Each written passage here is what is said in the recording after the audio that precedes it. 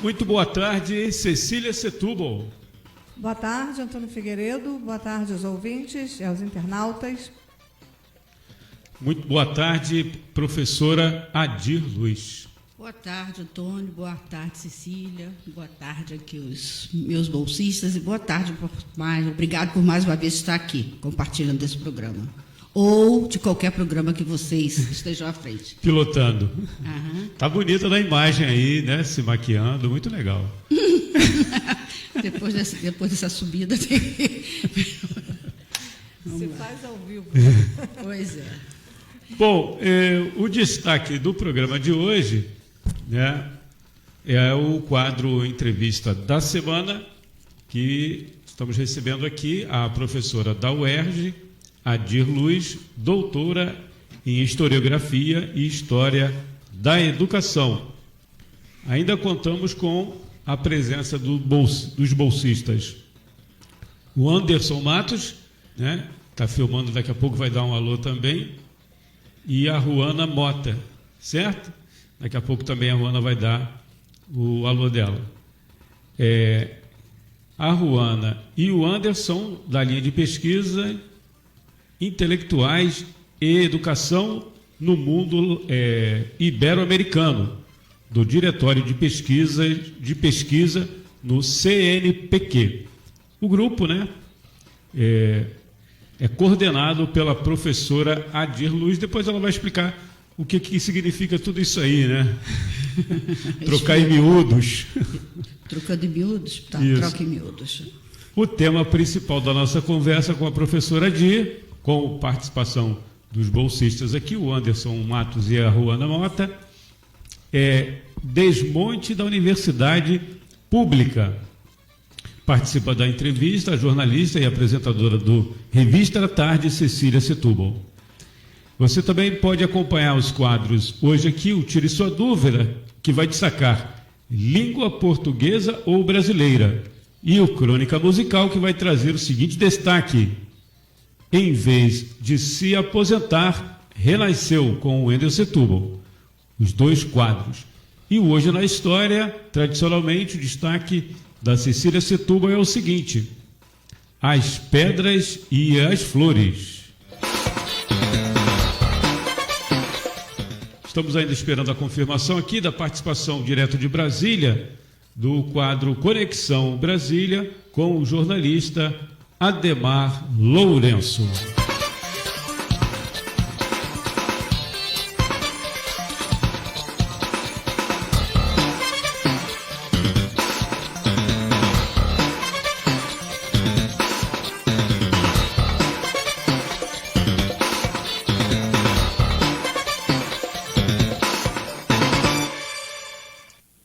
Entrevista da Semana.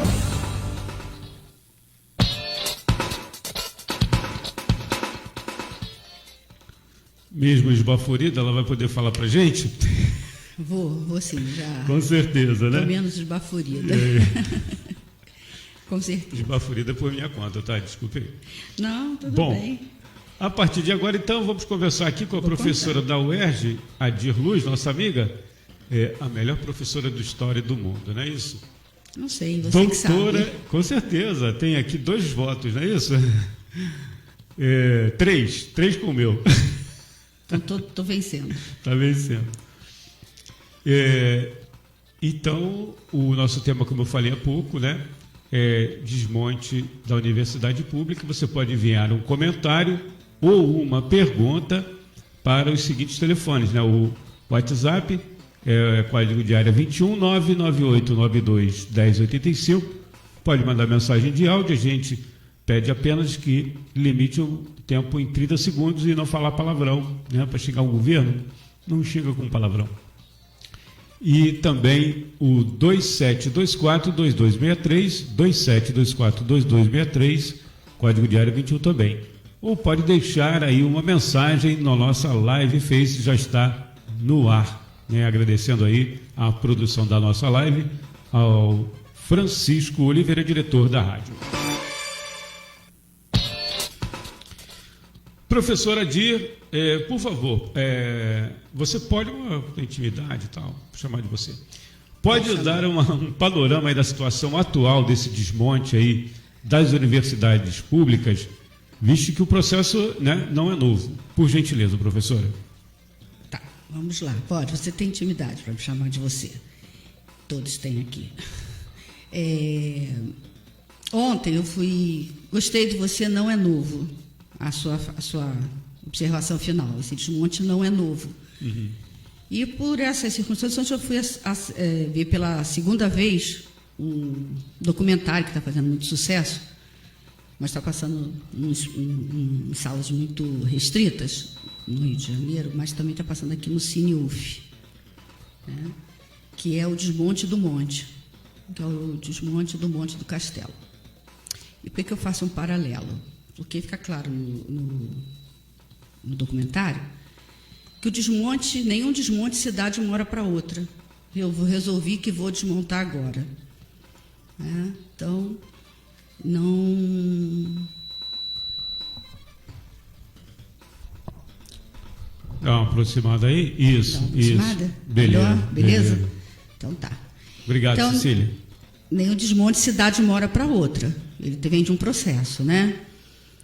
E o desmonte do que a gente, como está hoje o título do programa, o desmonte da universidade pública, ele não é uma coisa nova, como você falou, e ele tem uma história que não é do tempo presente, mas que é, digamos assim, historicamente falando, de um tempo não necessariamente longo. Então, eu vou entrar direto depois desse preâmbulo, entrar direto no tema. O Luiz Antônio Cunha, que é um professor, que foi professor da UF e o professor atualmente da UFRJ, ele tem um livro mais antigo, né, mas que para mim é um clássico, e todo clássico deve ser lido, chama-se A Universidade Temporã, em que ele faz uma análise do processo de criação, de surgimento das universidades no Brasil, da colônia até a Era Vargas, né? Então, ele vai falando de como é que as primeiras que surgiram, como é que surgiram, que desapareceram, aquelas que se mantiveram, não necessariamente como universidades, mas como faculdades de um determinado curso, e na época, Brasil Império, essa coisa toda, Brasil Colônia, uma das mais antigas é a Faculdade de Medicina da Universidade da UFBA, da Bahia, né? Universidade de Medicina da Bahia. Formou grandes intelectuais. Tempo? Ela é de final de 1600, 1700 alguma coisa, né? Ela foi, antes de ser a Universidade Federal da Bahia, ela foi o primeiro colégio jesuíta do Brasil. Então, os jesuítas estão sempre aí por esses meandros, por né? essas bandas. Estão sempre por essas bandas. São bons de estratégia e táticas. Mas o próprio professor Luiz Antônio Cunha, ele vai dizer o seguinte, né, que a primeira, tirando a universidade, mesmo que a gente fale da Universidade do Brasil, da Universidade Federal da Bahia, outras universidades que surgiram antes, o que a gente pode chamar de um modelo de universidade, né, pensando assim, um campus universitário, com vários cursos, atendendo a várias áreas de conhecimento, desde as ciências humanas, passando pelas exatas, pelas biológicas, e onde se implementa a pesquisa é na Universidade de São Paulo. Isso é muito recente, a Universidade de São Paulo é do início do século XX. E é considerada, por aqueles que pesquisam a Universidade do Brasil, com mais afinco, com mais, digamos assim, com mais profundidade, aquela que contempla um determinado modelo de universidade. E as demais foram seguindo, não o projeto da USP, mas a concepção enquanto universidade. Então, não é uma coisa nova. E se a gente pensar que a relação é desmonte da educação pública. Nós estamos vivendo de novo, né, mais uma vez, e talvez de uma forma, não vou dizer que é mais contundente do que outras situações que eu vou citar, mas bastante contundente, que a universidade está entrando, né, está junto, que é o desmonte da educação pública igualitária, né, para todos, com qualidade. E porque nós não podemos deixar, mesmo que estejamos hoje falando de universidade, de atentarmos para as mudanças no ensino fundamental que estão se dando, e particularmente no ensino médio. Né? A mudança do ensino médio é uma mudança que eu considero bastante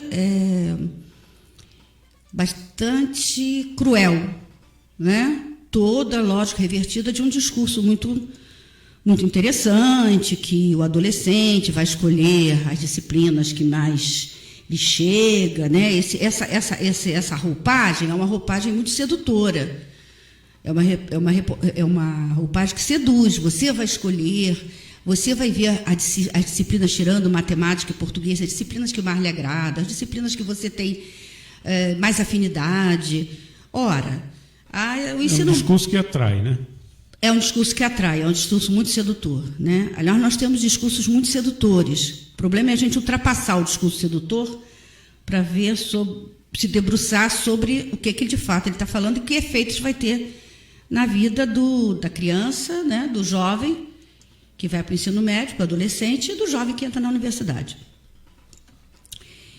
E, na verdade, o ensino médio, ele é um período de passagem, ele não tem definição, nem está tendo definição agora. Né? Não uma definição de por que é que eu estou fazendo isso.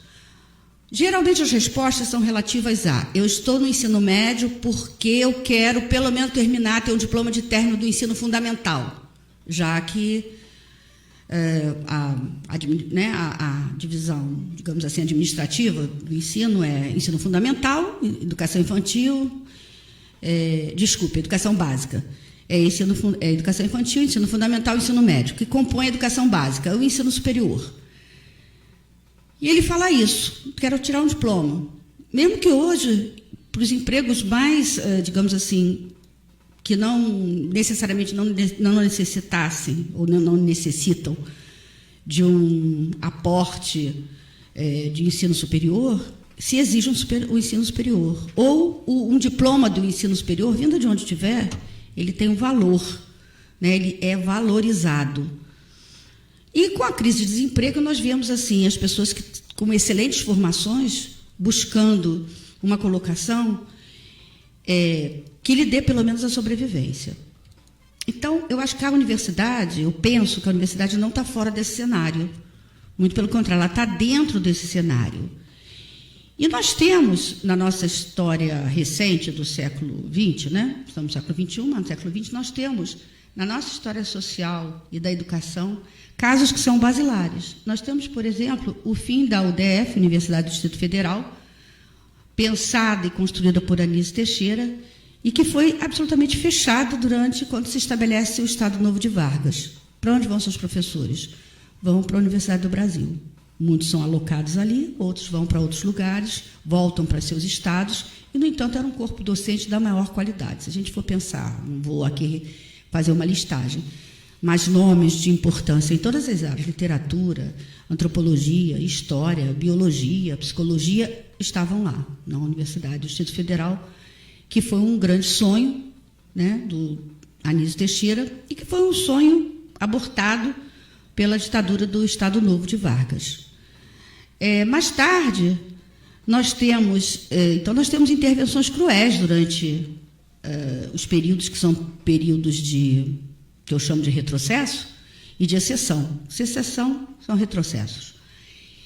Porque nós temos depois, falando já, né, fazendo um recorte da universidade, nós temos, por exemplo, as intervenções cruéis durante a última ditadura civil-militar, que se instalou no Brasil em 1964.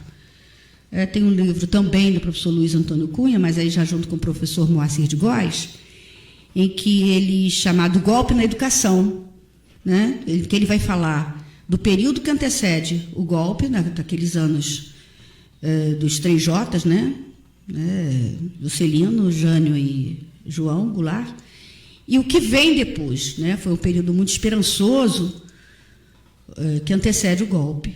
Com as mesmas, basicamente, com os mesmos slogans que nós vemos agora. Perigo comunista, pessoal, né, as pessoas estão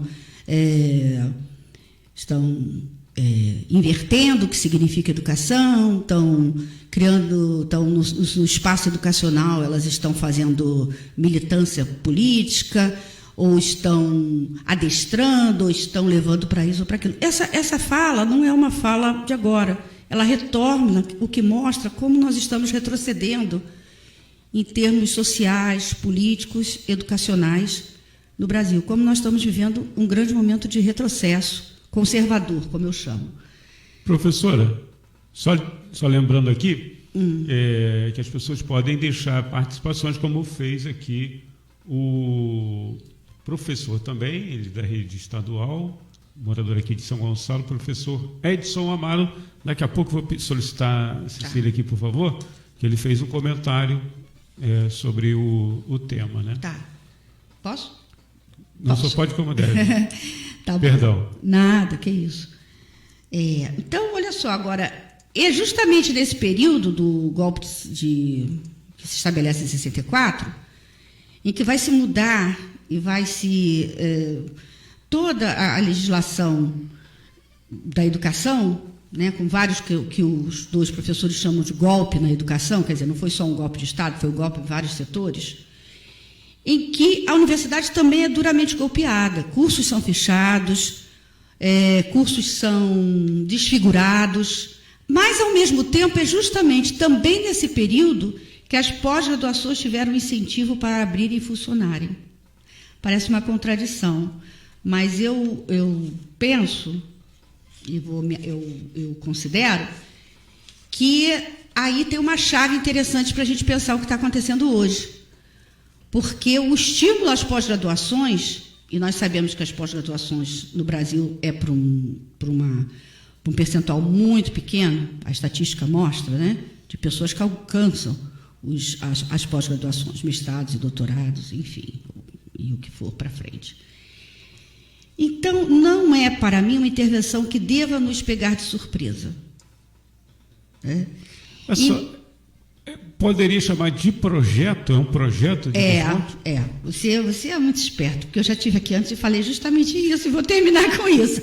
Então, eu não vejo como uma crise, eu não vejo, né, chamar de crise, a gente chama de crise, né? A crise está aí, estabelecida, né, em vários setores, mas é um projeto, a gente está disputando um projeto, e estamos perdendo. Eu quero deixar claro isso, e isso não é eu, professor Adir, que considero. Há bem pouco tempo, o reitor da UFRJ, o professor Roberto Lerner, escreveu um artigo ótimo, em que ele fala, isso é a ponta do iceberg. Ele vem fazendo um panorama de todo o garroteamento das universidades, no campo da educação, no campo do ensino, no campo da extensão, no campo da pesquisa. Não são só os centros de pesquisa, não é porque agora saiu uma medida falando sobre as bolsas da CAPES e do CNPq, isso é uma parte desse grande desmonte, vamos continuar usando a palavra do programa, desse grande desmonte. Mas, já nesse artigo, o professor Roberto Lerner, que é o reitor da maior universidade do Brasil, que é o UFRJ, que ele diz, nós vamos parar de funcionar. Isso já está existindo, nós não vamos sobreviver, isso é um absurdo, né? É um crime que se comete. Só pedindo licença aqui, antes de falar com Cecília aqui para ela ler esse comentário aqui do professor Edson Amaro, participa sempre conosco aqui, a gente agradece. E essa questão do desmonte, nos governos, vamos dizer assim, democráticos, né? Após os 21 anos, né, de ditadura, já começou ali, depois já no governo Collor, ou isso tem assim um início mais à frente, no governo FHC? Olha, o governo Collor, que eu não vou me ater aqui a falar com profundidade, né? Ele, na verdade, foi um governo conturbado, né? Foi uma gestão conturbada. E ele, na verdade, ele pegava alguns programas que existiam e botava uma roupagem nova. Eu só vou citar aqui a questão dos Centros Integrados de Educação Pública, os CIEPs, que ele transforma em CIACs, né? que transforma em outra coisa, parecido, mas não igual. Mas eu queria falar do governo do Fernando Henrique Cardoso, do professor Fernando Henrique Cardoso, porque o ministro da Educação do Fernando Henrique Cardoso foi o professor Paulo Renato, da Unicamp, né? Ele foi ministro da Educação. E justamente durante esse período, ele muda várias coisas, se vamos falar em CNPq e CAPES. Ele muda várias coisas. A avaliação dos programas de pós-graduação pelo CNPq e pela CAPES, como é que eles seriam avaliados. O ministro, ele não só, ele de certa forma, ele obriga que as universidades que só tinham mestrado, por melhor que fossem esses mestrados, elas fossem basicamente obrigadas a abrirem o doutorado. E isso é uma coisa que me toca particularmente, porque eu estava fazendo mestrado nessa ocasião, na UF, que era considerado o melhor mestrado do Brasil, em termos de avaliação. E só tinha um mestrado. Os professores eram professores de ponta, Galdênio Frigoto, Luiz Antônio Cunha, Nilda Alves, Clarice Nunes, Célia Linhares, Regina Leite Garcia e um conjunto grande de outros professores, estou falando esses não por se destacarem mais, mas são os nomes que me vieram, que era o melhor. E eu estava cursando, fazendo mestrado neste período. Eu escolhi a UF, eu escolhi esse programa. Eu fui para um concurso acirrado, né? E como eu, outras pessoas que estavam lá. E eu pego, no final, eu fiz o mestrado em 4 anos. O mestrado era 4 anos, o doutorado era em 8 anos. Paulo Renato refaz isso. A partir de final de 94, né, 95, não só ele começa a fazer uma exigência de que a pós-graduação se adaptasse a ter também o doutorado, como reduziu seus anos de estudo. Então, os mestrados, desde essa época, são de 2 anos e os doutorados de 4 anos. Aí tem pesquisas à vontade, principalmente da professora Miriam Ward de São Paulo, em que ela foi uma grande crítica, né, do quanto que isso, na verdade, está junto de um desmonte. Porque o que é a formação? É o conhecimento, né? É que você tenha o conhecimento, se aprofunde no conhecimento, não para ficar dentro da academia. E aí eu estou com o professor Galdênio Frigoto, numa palestra que ele deu. A eleição é importante? A eleição é importante sim, mas é necessário que os pesquisadores, sejam eles de qualquer área, saiam de dentro das suas saletas e compareçam a um programa de rádio, a uma manifestação, a um fórum, para discutir isso. Que ele diz que não, ele disse, né, na última fala dele, na última palestra que ele teve convidado, que era justamente sobre isso, ele falou: nós estamos regredindo mais de 50 anos. Nós levaremos, talvez, se em algum momento nós pudermos recuperar, né, reconstruir isso, nós vamos levar muito tempo. Quer dizer, ele estará morto, eu estarei morta. Eles não estão velhinhos, os meus bolsistas, que eu estou citando, porque aqui é programa de rádio, ninguém está observando. Então, ele foi muito contundente nisso. Lógico que eleição é importante. Mas eles vão aparecer daqui a pouco, não é isso? Hã? Eles vão aparecer daqui a pouco. Eles quem? Vamos torcer. Os bolsistas. Ah, vão, claro que vão. Você sabe que onde eu estou, eles estão. Porque no momento eles não estão aparecendo na câmera. Mas eles estão aqui. Então, ele foi contundente e eu concordo de A a Z com a fala dele. É necessário que os intelectuais, vamos chamar assim, né, aqueles que se consideram intelectuais, pelos títulos que possuem, não deixem de pesquisar, mas saiam de dentro das suas salas, de seus laboratórios, e venham dizer, né, para a população em geral, por que é que a defesa da educação pública, né, e a defesa da universidade pública é importante para a população em geral e para os seus filhos, para os seus sobrinhos, para os seus netos. Isso é fundamental. Essa observação que você está fazendo é muito importante. E a gente vê isso na prática, né? Porque os acadêmicos, eles fazem, inclusive, a fala acadêmica. E ao vir para as ruas, que seria a primeira reivindicação, né? E também usar um discurso mais popular, para que as pessoas compreendam, né, as suas falas, né? Que a fala acadêmica é um pouco elitizada. E descolada da realidade. Ou não concorda? Eu percebo isso em alguns casos. Vamos colocar um exemplo aí. Um exemplo, não sei se a professora Di teve a oportunidade de assistir o debate aqui dos candidatos. Teve uma pessoa, uma candidata, que me pareceu bastante descolada da realidade, né? E tem, né, um trabalho na academia.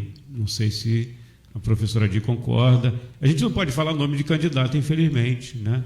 Uhum. A gente está aqui sobre o tacão do TRE, do TSE. Então, Ela tá pensando mas acho que é ali. mais ou menos isso que Cecília falou. Seria isso, Cecília? Sim, sim. Olha só, veja só, a universidade, sem entrar no campo de defesa de A ou B ou C, né? A universidade, ela é uma instituição em si, na sua origem, elitista. Não é a universidade brasileira, é a universidade no mundo, tá? As universidades na Idade Média, elas são para algumas pessoas, não são para todas. Então, elas são... Em Isso já é Portugal. uma crítica. Em Portugal, Como é que em é? Portugal, por exemplo, Coimbra, que é uma das mais antigas universidades... Só para explica o ouvinte, É, porque eu falei olha em Portugal, só. não falei na França.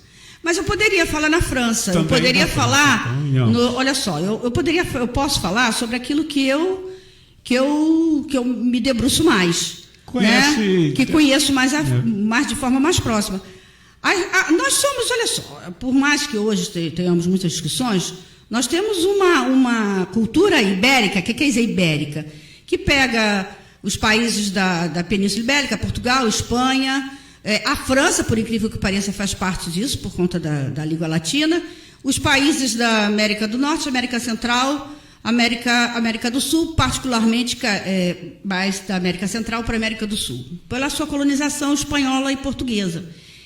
Então, pensar a universidade não é pensar a universidade na Europa, né, em países como Portugal, Espanha, França e outros, eu estou falando, né, Itália, como nós pensamos aqui no Brasil, ainda que nós tenhamos trazido o modelo europeu para cá, no que se refere à elitização. Nos refere até no modelo. Nós trouxemos para cá. Mas as universidades, elas são... elas têm essa origem, uma origem para alguns, não para todos. A universidade brasileira, ela não fica afastada disso. Não fica afastada disso. Eu vou dar um exemplo assim, né? No golpe civil-militar de 64, a primeira universidade onde foram atuar no dia seguinte, prendendo seu reitor, né, prendendo seus alunos, foi a Universidade de Brasília, que era o grande sonho também de Anísio Teixeira, o grande sonhador da educação nesse país, né, a grande referência. E foi a primeira universidade que o reitor foi preso no dia seguinte. O professor foi a primeira. Por quê? Porque ele tinha um modelo que era completamente diferente das universidades que existiam, até arquitetonicamente falando. Isso é uma defesa da UNB? Não. É porque, na verdade, existe um conhecimento que não é só nosso e não é só da população, né? E aí, quando você fala... Quando assim foi falada essa questão da fala elitizada, eu acho que, sim, existe uma fala elitizada. Eu já ouvi coisas assim, dizer assim, eu ouvi aquela pessoa, aquela palestra, não entendi nada. Acontece que eu também não vim de classes abastadas, e o primeiro livro que eu li com mais densidade, eu não entendi nada. E eu tinha só 19 anos, e eu era uma leitora voraz. Então, eu acho que isso é um terreno pantanoso. Uma coisa é você se achar o dono do saber, elitizado, e você vai estar com seus alunos, onde você estiver, falando uma linguagem que é uma linguagem que o mundo acadêmico usa nos seus encontros. Isso é uma coisa, né? Há uma exigência. Outra coisa é você estar... Olha, eu faço movimento popular desde que eu me entendo como gente. Tenho grandes amigos do movimento popular na Zona Oeste do Rio de Janeiro. E nunca tive estranheza de procurar uma fala mais adequada, ou eles tiveram estranheza comigo de perguntar, mas o que você está querendo dizer com isso? E muitas coisas eu também perguntava, o que você está querendo dizer com isso? Porque aí, só um instantinho, a via de mão dupla é que é difícil de ser construída. Mais do que se a fala é elitizada ou não é elitizada, a via de mão dupla, né, esteja você onde estiver, em que alguém possa dizer, seja de que grupo social for, eu não entendi o que o senhor falou, sem medo de ser criticado ou de ser visto como sabe menos, né? Porque a questão da humilhação é uma questão muito séria, a questão da vergonha é uma questão muito séria. Construir essa via de mão dupla é que nós estamos em construção. Uns construíram mais e outros não construíram nada. Eu acrescentaria uma coisa, Adi, a questão do para que serve o conhecimento. Atendendo a pedidos, o Anderson vai ser o primeiro, né, Anderson? Só para assustá-lo um pouquinho.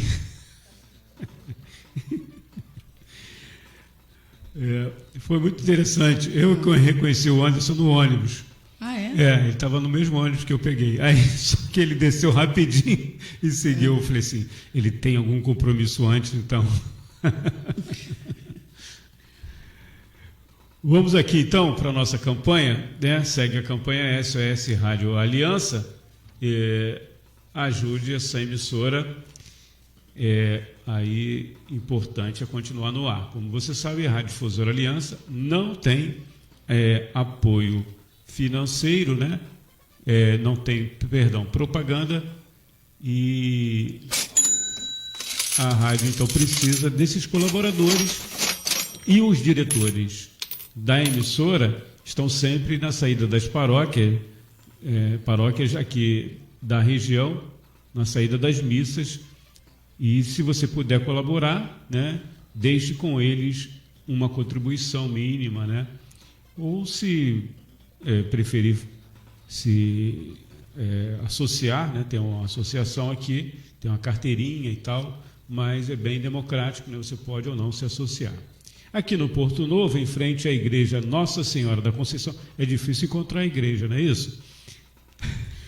Foi difícil encontrar a rua. Isso. É que eu não fui muito claro na explicação, então teve uma dificuldade aí para chegar até aqui, mas chegaram bem. E aqui, aos sábados, né, sempre a partir das 7, 7h30, já tem a pessoa para arrecadar aqui. Nas missas também, aqui na paróquia, né, aos domingos, pela manhã e à noite. A rádio, como você sabe, completou 15 anos no dia 20 de julho.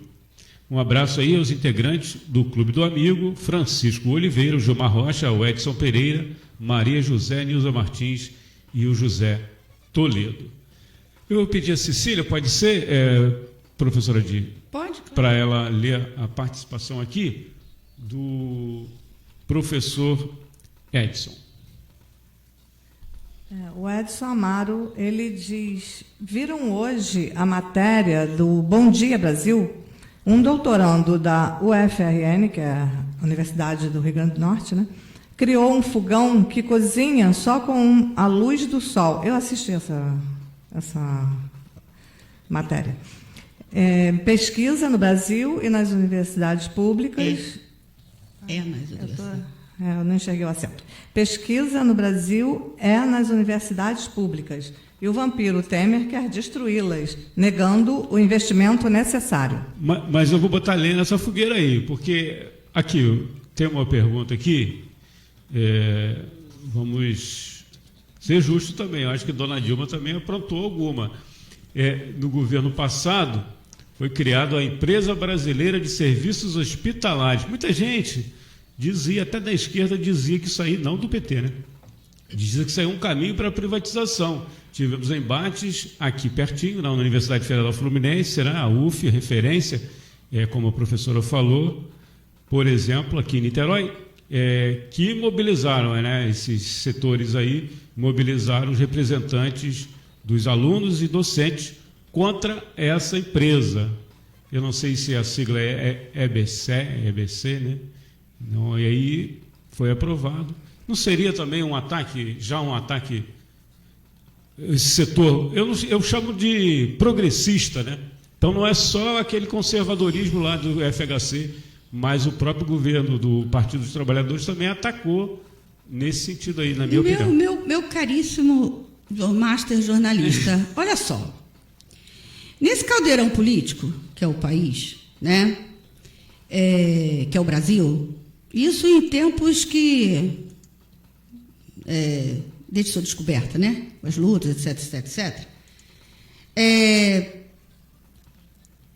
O que é conservador e o que é progressista, eu acho que está sempre meio borrado esse campo. A não ser quando nós temos uma situação muito limite, né, alguma situação limite, em que é preciso uma definição de campo. Quer dizer, é preciso que cada um escolha o seu lugar em determinado lado, né, ou defenda determinado lado. Agora, então, quando eu me refiro ao governo do professor Fernando Henrique Cardoso, e olha, eu chamo ele de professor Fernando Henrique Cardoso, né, porque ele é um professor, né, eu digo que havia também um projeto, e um projeto de pessoas intelectuais, né, de uma geração de intelectuais que se formaram juntos. E, por exemplo, outro dia eu passo de ônibus no Maracanã e tem uma frase do José Arthur Gianotti. Para quem não conhece José Arthur Gianotti, ou nunca ouviu falar nele, né, é da mesma turma do Fernando Henrique Cardoso, do Ottaviani, que foram intelectuais de um determinado período na Universidade de São Paulo, todos eles que eram bolsistas ou eram ligados ao grupo do Florestan Fernandes. E quem não conhece a Florestan Fernandes, pelo menos deve conhecer a escola do MST, que se chama Florestan Fernandes. Então, o movimento do MST conhece quem é Florestan Fernandes, porque não deu esse nome à toa. Então, isso daí também é para a gente pensar essa separação, essa dicotomia, que eu acho que é incorreta, entre o discurso intelectual e o discurso popular. Até porque isso daí foi uma coisa que eu estudei muito com um grande mestre, Vitor Vicente Vala, em que ele negava peremptoriamente isso. Ele dizia o seguinte: o que se dá é um encontro desencontrado e que as pessoas ficam com os seus discursos para manter lugares de poder. O dia que essa coisa foi encarada mais de frente, e há muitos lugares encarando de frente, esse aspecto se dilui. Porque, lógico, se eu tenho uma trajetória por dentro da universidade, é claro que eu tenho alguns maneirismos, algumas formas de falar que são diferenciadas de outros grupos sociais. Não é melhor nem pior, são diferenciadas. Quem faz dizer que é superior ou é inferior não sou eu, não é? É a própria sociedade como um todo, inclusive nós que estamos aqui. Então, vamos parar um pouco com isso, né, de ir por esse caminho, que esse é um caminho muito perigoso, é um caminho que separa. Não um caminho que aproxima, é um caminho que separa. Pergunta para qualquer membro do MST se ele não conhece a escola Florestan Fernandes e não sabe quem é a Florestan Fernandes. Pergunta a qualquer membro do MST. Pergunte, que realmente milite no MST. Ele sabe sim. A escola é aberta à visitação. Eu mesmo vou levar, em setembro, um grupo de alunos para nós passarmos um final de semana lá. E por que eles querem uma universidade? Por que eles criaram uma universidade? Qual é a diferença entre a universidade de lá e as universidades mais antigas? Ora, é o projeto. Aí nós vamos cair no projeto. Então, não acho que a gente esteja disputando necessariamente. A privatização sempre esteve presente na história, né, não só da educação brasileira, da saúde também, de todos os outros, inclusive no próprio urbanismo da cidade. Se a gente pensar bem, o Estado do Rio de Janeiro e suas obras sempre tiveram interesses privados de agentes públicos, pessoas do serviço público com interesses privados. Agora, o que a gente precisa discutir é qual é o projeto. Há uma disputa de projeto. Por dentro das universidades públicas tem um projeto que foi muito bem defendido pelo professor Barroso. Há 2 anos atrás eu estive aqui. E ele tinha tornado público, uma semana antes, num jornal de grande circulação, o que ele entendia como universidade. Qual era o modelo de universidade defendido por ele. Que era o modelo americano, onde se paga. Agora, todas elas são pagas? Não, todas elas não são pagas, não. Existem universidades americanas que são vinculadas ao Estado. Só que elas não são consideradas as melhores. Esse é o ponto. Elas não são consideradas as melhores. As melhores são as pagas. Tem uma pergunta aqui, vou deixar mais para frente, do Cláudio Souza. Ele fala de uma reportagem que mostrou um exemplo de uma universidade, não citou o nome aqui, né? Nos Estados Unidos, no curso de medicina, que era pago, e eu vi essa reportagem também. E, de repente, ela se tornou não paga. Aí a gente vai... Mais para frente a gente vai... Porque na fala aqui do rapaz, aqui, o Cláudio, a gente vai esclarecer por que ela passou, né, de uma hora para outra, assim, apareceram os universitários lá sentadinhos, né, vibrando, que a partir daquele momento aí não iam pagar mais. Cecília, tem uma pergunta? Eu ia entrar na questão da expectativa sobre o futuro da universidade pública, né? Em vista da atual, principalmente em vista da atual situação. Não tem política. problema aí voltar, né? Não. Que a gente vai falar também. Tem aqui pertinho da gente uma universidade, né? Que a professora Di conhece, né? Há muito tempo. Como é que você perguntou se haveria expectativa? Qual a expectativa? Se há esperança de melhora. Olha, De expectativa acordo eu com a não nova sei. realidade. Se existem expectativas, acho que existem inúmeras expectativas. A gente está aí por aí conversando, existem expectativas dos alunos que estão dentro no caso da UERJ, dos alunos que estão na UFRJ, dos alunos que estão na UF. Existe expectativa daqueles que desejam entrar na universidade. Existe expectativa de suas famílias. Existe expectativa de nós, professores. Existe expectativa de outros setores que são mais ligados à pesquisa, como a Fiocruz, mas que não deixa de ter lá o Museu da Vida, que circula pelo Brasil todo, levando a questão da ciência, né? A questão da ciência para as escolas do ensino básico. Tem um tremendo ônibus, é como você, como crianças e adolescentes vão conhecer o que é a pesquisa da Fiocruz, o que se faz lá. Tem um Museu da Vida que é fantástico. Inclusive, uma das pessoas que trabalha lá é um biólogo que é um dos filhos de um grande intelectual, que é o Chico de Oliveira, Francisco de Oliveira, né, que mete nordestino, né, sabe muito bem o que é ser nordestino e vir para o Sudeste Maravilha, e que é uma referência no campo das ciências sociais.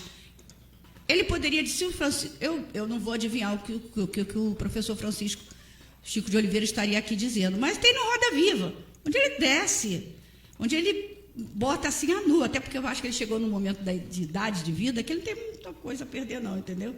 Então ele está falando lá, só assistindo Roda Viva, de tempos atrás, e que ele diz claramente, mas que ele não deixa de dialogar, por exemplo, com o Paul Singer, que morreu há pouco tempo. São amigos. A via de mão dupla é sempre construída. Então, expectativa, eu acho que não dá para responder a isso, né? Esperança, sim. Não dá para entregar os pontos. Aí vem a esperança. Aí vem a esperança. A questão da esperança é o seguinte, né? Aquele velho ditado popular, esperança é a primeira que nasce, a última que morre, né? Pois é, você matou a esperança, né? A possibilidade, você desiste. A esperança está aqui do nosso lado, aqui, não é isso? A esperança está em... Esse cidadão que está gravando aqui, você está vendo aí E aquela cidadã lá, sentadinha lá. Essa é a esperança, não é? Não só. Hã? Não só. Não, mas é o futuro, né? Não só. A esperança são vocês que fazem um programa como esse, que dão possibilidade de falar. A esperança são os jovens que estão dentro da universidade. São, né? Com quem eu discuto isso calmamente e francamente. Eu acho que às vezes até francamente demais. Discuto. A esperança está aqui. A esperança está nas rádios comunitárias, que se propõem a abrir o espaço de vez e voz a todos os com segmentos. Grandes dificuldades. Com grandes dificuldades. Está ali, com uma grandes das dificuldades. né? Com grandes dificuldades. Vocês estão aí com déficit. Cecília está apontando para arrecadação. Você arrecadação não está mensal. assistindo, Estou não está dando para aproveitando ver. Ela apontou. Mas eu já tinha visto. Para quem está no rádio, ela apontou para arrecadação. Então, são essas, assim, movimentos que existem nos mais diferentes espaços até que nós não conhecemos, que são sérios, são esperançosos, são o que eu chamo da resistência esperançosa, porque, por mais que seja a diversidade, né, a diversidade é muita, nós estamos, quando eu digo assim, nós estamos perdendo, isso não significa uma falta de esperança, não. Isso significa uma realidade dura que nós estamos enfrentando. né? Todos estão enfrentando na educação. E a universidade, nesse momento, ela está enfrentando de uma forma bastante, digamos assim, bastante contundente. Bastante contundente, mas todos na educação estão. Né? Então, a minha lógica, para terminar a minha fala e a gente ficar no que vocês desejarem, eu continuo reafirmando que são disputas de projetos em disputa. Termino reafirmando que o desmonte não é da universidade em si, é da educação pública como um todo. A lógica nunca desconstruída é que a educação não é no Brasil investimento, e sim gasto. Gasto se corta. Gasto é para ser cortado. A gente corta gastos na nossa casa. Quando a coisa aperta, não vamos fazer isso, não vamos fazer aquilo, é o que você mais ouve hoje na mídia. Inclusive com pessoas dando aulas de como é que você vai administrar suas finanças, seja você quem for, seja o endividado ou quem... O desempregado miserável ou quem tem algum emprego. Tá tem lá. Um pão, come só metade. É mais ou menos isso, porque eu escuto esse programa, porque eu preciso ter elementos para combater. Então eu quero escutar o que eles falam. E falam coisas desse tipo mesmo, entendeu? Coisas que beiram a isso. Se você só tiver se você comer duas bisnaguinhas, come uma só. Chega à beira isso, não fala isso, mas chega à beira de falar. Investimento investimento não pode ser cortado. Então, enquanto nós encararmos que educação, no caso, né, que a universidade, que a educação como um todo, e a universidade em particular, ela é gasto e não é investimento, aí o conhecimento vai para o buraco, né? O conhecimento ele é transmitido, ou ele é trabalhado, ou ele é discutido de uma forma extremamente superficial. E aí é isso que a gente deseja? A minha pergunta é sempre essa. É isso que eu desejo para os alunos que já passaram e que estão passando comigo? Não é isso que eu desejo. Eles vão me substituir só para entrar no seu master. Eles vão me substituir um dia. E eu quero que eles sejam muito melhores do que eu sou, porque eu não tenho falsa modéstia. Né? Eu me construí dentro desse ofício de ser professor e ser pesquisador, me construí muito seriamente. Né? Eu me construí com muita seriedade. Então, eu não entro numa sala de aula ou num grupo de pesquisa para ficar de brincadeira, por mais brincalhona que eu seja, que eu acho que a seriedade, às vezes, demais cansa. Mas eu entro, eu esqueço o mundo, é para dar o melhor de mim, eu me preparo para estar ali. Estou dizendo que todos os professores são como eu, não são também, todos os alunos não estão ali, ai, que chato, puxa vida, está me exigindo. Quer que eu leia um livro de 30 páginas? Ué, está aqui, eu vou mostrar para vocês. Esse livrinho aqui, O Golpe da Educação, é meu, assim, caiu aos pedaços, que é meu há muito tempo, viu? É meu desde 1987. Não foi comprado no Ceboso, não. Não, foi comprado direitinho. No sebo. Não foi, não. E reclama. Dá para colocar aqui. Oi. Dá para ver daqui. Não, lá em cima. Então, reclama, mas ao mesmo tempo, quem leu adorou, teve uma compreensão, mas está acontecendo de novo, de um outro jeito, mas está acontecendo. Então, isso é conhecimento. Conhecimento não é alguma coisa que seja meu, não é uma propriedade. Conhecimento só é bom quando ele é partilhado.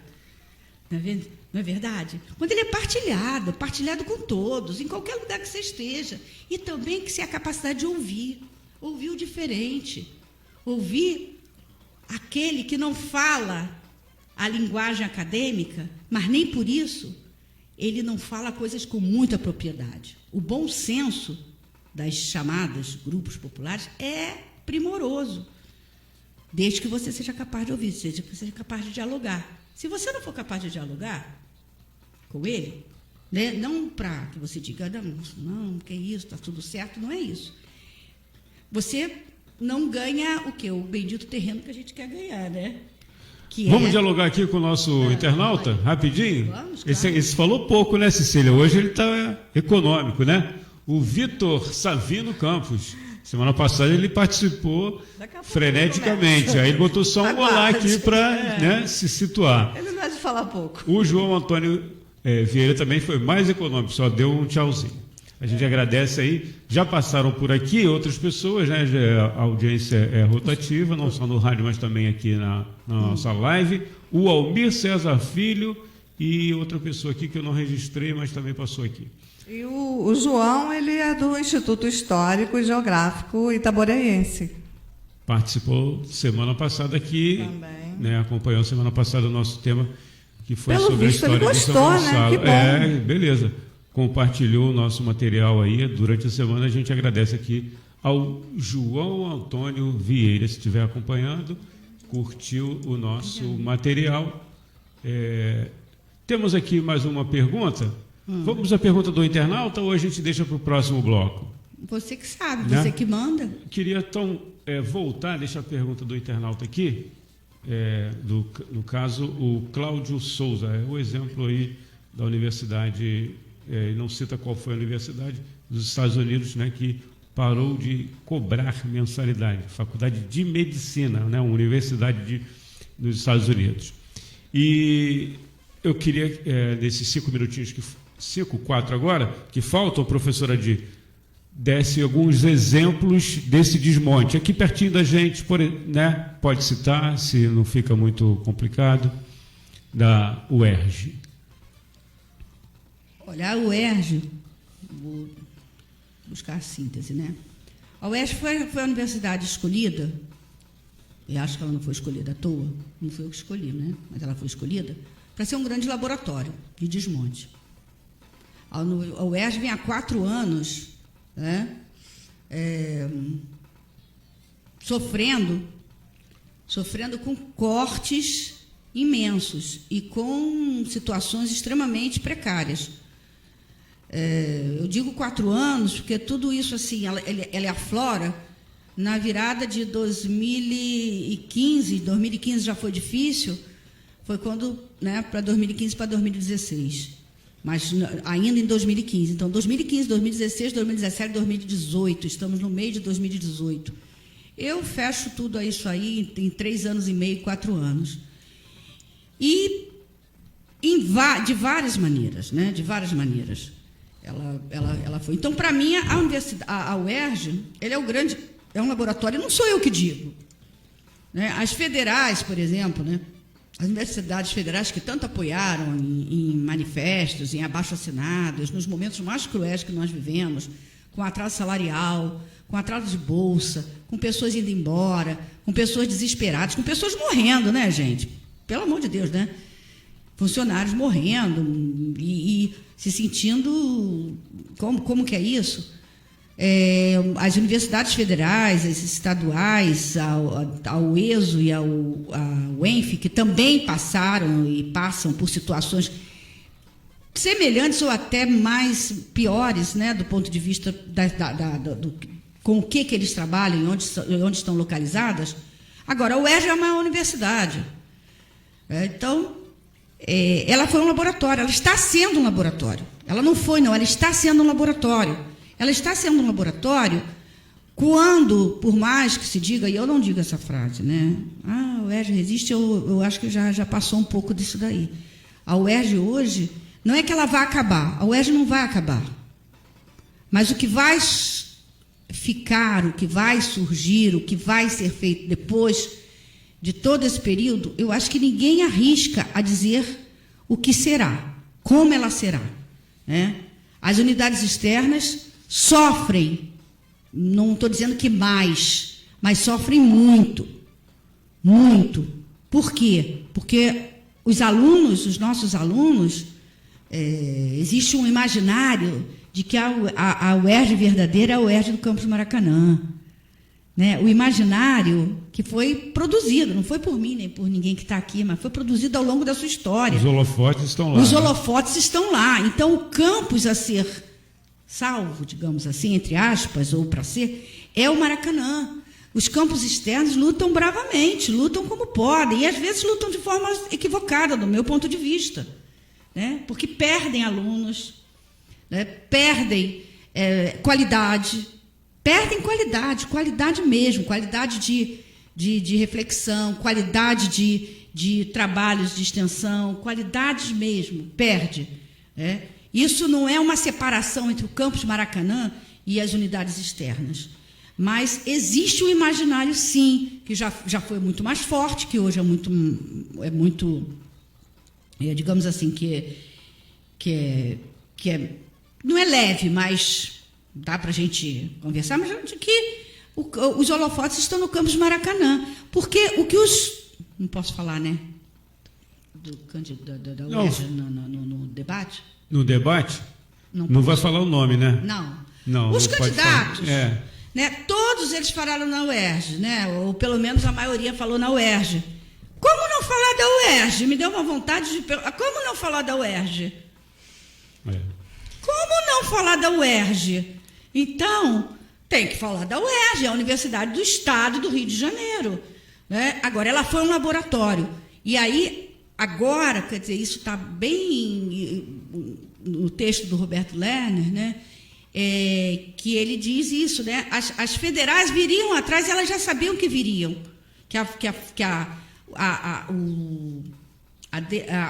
O aspecto destrutivo, né? Todas as ações de destruição, de desencanto todo mundo entende, né? De tristeza, viria também para as universidades, viria também com as universidades federais. E elas estão aí, agora estão aí. Temos que ir para o nosso apoio, já a gente volta aqui, então, com a segunda hora do programa Revista da Tarde. Estamos conversando com a professora da UERJ, Adir Luz. Ela é doutora em Historiografia e História da Educação. E ainda contamos aqui no estúdio com os bolsistas, o Anderson Matos e a Ruana Mota, né, da linha de pesquisa. Ela vai ter que explicar isso para a gente aqui, né? Intelectuais e educação no mundo ibero-americano, do Diretório de Pesquisa no CNPq. Né? Estamos aqui também com a jornalista apresentadora do programa, Cecília Setúbal. Teremos o quadro, daqui a pouquinho, após o nosso intervalo, Hoje na História, e também nesta segunda-feira, direto de Brasília, o Ademar Lourenço com o quadro Conexão Brasília. Daqui a pouco a gente volta. Bom, vamos dar uma paradinha aqui. Já demos uma paradinha, a segunda paradinha. Pedir licença aqui à professora da UERJ, Adir Luz, e também os nossos internautas. Vamos aqui ao nosso quadro Hoje na História, que é produzido e apresentado pela Cecília Setúbal, a jornalista Cecília Setúbal. O destaque de hoje do quadro: As Pedras e as Flores. Vamos então.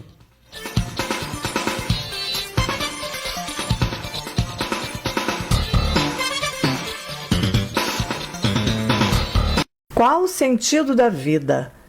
Em um de seus poemas, Ana Lins dos Guimarães Peixoto Bretas, conhecida como Cora Coralina, diz o que sente. Muitas vezes basta ser colo que acolhe, braço que envolve, palavra que conforta, silêncio que respeita, alegria que contagia, lágrima que corre, olhar que sacia, amor que promove. E isso não é coisa de outro mundo, é o que dá sentido à vida. Cora Coralina usou a poesia e o conto numa linguagem simples e assim conquistou o coração de milhares de admiradores de sua obra. Um deles foi o poeta Carlos Drummond de Andrade, cuja crítica, em 1979, despertou no público nacional o interesse pela escritora, até então conhecida regionalmente em sua terra natal, Goiás. Ela nasceu em 20 de agosto de 1889. Aos 16 anos, publicou sua primeira crônica no jornal Tribuna Espírita, no Rio de Janeiro. Aos 19, criou, com duas amigas, o jornal de poemas femininos A Rosa. Seu primeiro conto foi publicado em 1910 no Anuário Histórico e Geográfico do Estado de Goiás. Começou cedo como poetisa e contista, mas é lembrada por ter ingressado tardiamente no mundo das letras por conta do lançamento de seu primeiro livro, Poemas dos Becos de Goiás e Histórias Mais, aos 75 anos. Em 1911, Cora Coralina foi viver em São Paulo com Cantídio Tolentino Bretas, com quem teve 6 filhos. Era excelente doceira e, ao ficar viúva, em 1934, fez da produção de doces cristalizados o sustento para seus filhos. Ela falou das pedras, das flores e dos doces no poema Aninha e Suas Pedras, de 1981, em que faz uma autorreferência. Recria tua vida, sempre, sempre. Remove pedras e planta roseiras e faz doces. Recomeça. Faz de tua vida mesquinha um poema. Cora Coralina chegou a se candidatar a vereadora em 1951, em Andradina, interior de São Paulo. 5 anos depois, decide voltar para Goiás. Foi membro da Academia Feminina de Letras e Artes de Goiás e da Academia Goiana de Letras. Recebeu vários prêmios e homenagens. Recebeu o título de doutora honoris causa da Universidade de Goiás. Faleceu em 1985. A Casa Velha da Ponte, onde viveu, tornou-se o Museu Casa de Cora Coralina. Em 2001, a cidade de Goiás, antiga Vila Boa de Goiás, foi declarada Patrimônio Mundial pela Unesco. Estamos apresentando Revista da Tarde. Entrevista da semana.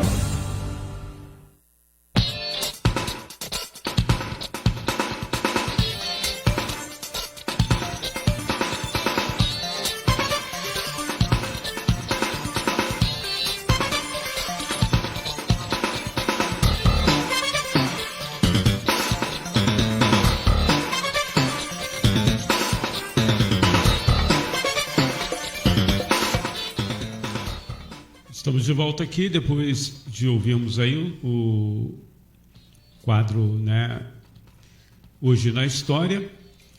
E vou pedir, então, para que a professora Adir Luz fale um pouco aí desse grupo, né, que ela coordena, como é que funciona, né? Depois a gente volta ao assunto o desmonte da universidade pública. Por gentileza, professora. Que eu botei aqui, depois, quando nós voltarmos para o desmonte, eu estou com um filme na cabeça. Bom, quando a universidade é formada num tripé: ensino, pesquisa e extensão. Eu, particularmente, gosto muito da extensão e gosto muito da pesquisa. E tenho algumas formas de lidar com a pesquisa que se diferenciam um pouco de outros professores. Não acho que... Eu não penso que o aluno tenha, quem estiver no meu grupo, tenha que necessariamente seguir os temas de pesquisa que qualquer pesquisador se interessa. Por exemplo, aquele cientista muito...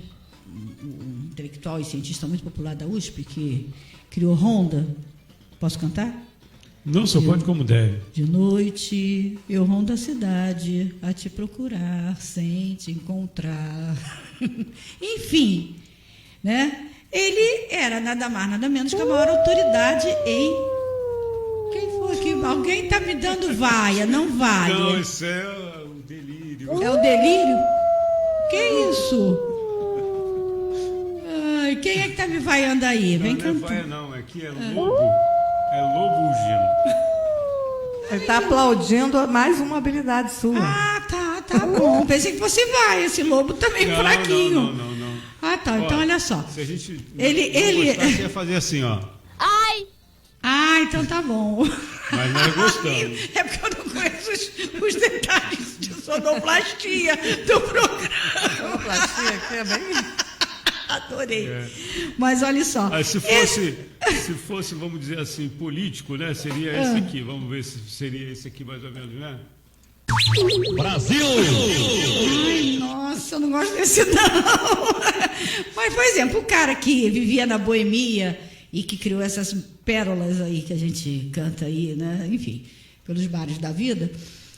Ele nada mais era que a maior autoridade, considerado a maior autoridade no mundo em ofídeos. Ofídeos são cobras, né? Quem estuda é cobras, diferentes coisas de cobras. Não tem nada a ver com urso. Não tem nada a ver com urso, não. Ofídeos são cobras, né? Então ele era a maior autoridade no mundo e vivia lá no seu laboratório. né? Até quando pegou fogo, um aluno correu de casa de pijama para ir lá salvar, ajudar o professor. E isso não impedia dele, depois que saia dali, tocava violão e fazia aquelas belíssimas músicas, e inclusive Ronda, que eu adoro, né? Alguns alunos se fingiram de morto, não? Teve gente que se fingiu de morto, que falou, depois das 10 horas eu vou lá ver o que restou, o rescaldo.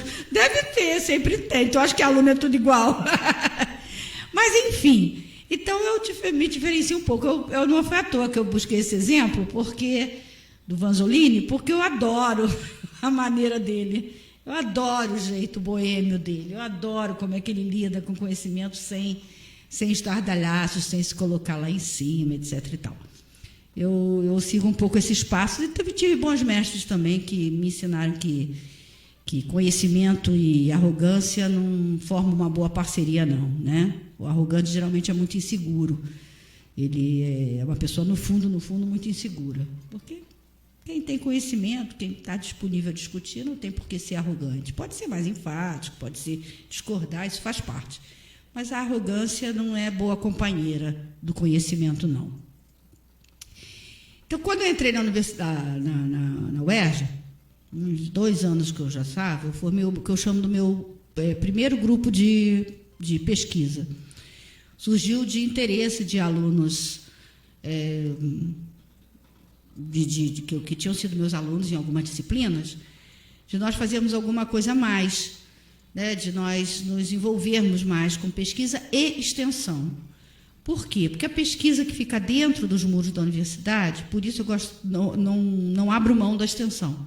Ela não chega a quem tem que chegar. Como eu vinha de uma ativa participação no movimento popular, e aprendi que uma das coisas mais interessantes são 2 coisas, a história do lugar e a história de vida de quem ali mora, são as coisas mais interessantes para você trabalhar, nós começamos por aí. Então, esse grupo ficou um tempo comigo, depois se for. Isso era ano? Isso, mais ou menos. Não vou falar, não. Depois de... Quando eu vim para cá. Há uns 15 anos ou mais atrás, tá? E nós ficamos juntos um tempo bastante grande, até que eles se formaram, seguiram suas vidas, seguiram seus desejos, que eu acho que devem seguir. Por sinal, uma delas vai tomar o lanche comigo amanhã lá em casa. Aí eu digo depois por quê. Não vai ser lá na Colombo. Não será na Colombo, será lá na minha casa. Desse primeiro grupo, que, veja só, já está fazendo o seu mestrado. Tem aluna que já fez doutorado desse primeiro grupo. Né? E uma delas, inclusive, Regina Albuquerque. E ela foi trabalhar na Maré. Ela era daqui e foi trabalhar na Maré. E mudou para lá. O doutorado dela é todo em cima da realidade da vida, da história de vida, da história de violência, da história de perdas, da história de profundo desrespeito que existe ali. Né? Outras foram por outros caminhos. Aí depois eu passei, elas saíram, etc. E eu tenho por hábito que as pessoas venham para o grupo. Eu digo, meu grupo é tal hora, em tal sala, em tal lugar, e venha. Necessariamente você não tem que ficar. Fica se você quiser. Se você achar que se te interessar, e fica pelo tempo que te interessar. Então, eu tenho esse modus operandi, né, esse modo de fazer. E nessa segunda fase, como eu chamo, depois que eu voltei do doutorado, a segunda fase, já passaram uma série de bolsistas que eu gosto muito. Tenho o maior carinho, uns já saíram, outros estão por aí, outros trancaram. E eu digo que quem ficou até agora, e está até agora comigo, só vai sair quando saírem, foi o Anderson, que está ali filmando, né? Anderson Matos, a Ruana Mota e o Matheus, que não está aqui, do Rosário, porque ele está com a avó dele em Araruama, é muito longe para ele vir aqui com a Lindinha. E eles ficaram comigo. Então, o que é um diretório? Aí eu vou ter que entrar um pouquinho e vou tentar explicar de uma forma bem dita. O CNPq, Conselho Nacional de Pesquisa, Tá? Toda a universidade é ligada a ele, é ele que está ameaçando, é ele que corta, junto com a CAPES que faz a avaliação. A CAPES está dentro e o CNPq estão juntos. CAPES foi criado pelo Anísio Teixeira também, é um sistema de avaliação, de professores, de programa e tudo isso. Ter um diretório de pesquisa significa um conjunto de pesquisadores e bolsistas, e alunos, seja de doutorado, mestrado ou de graduação, e eu defendo que a graduação sempre entre nisso, né?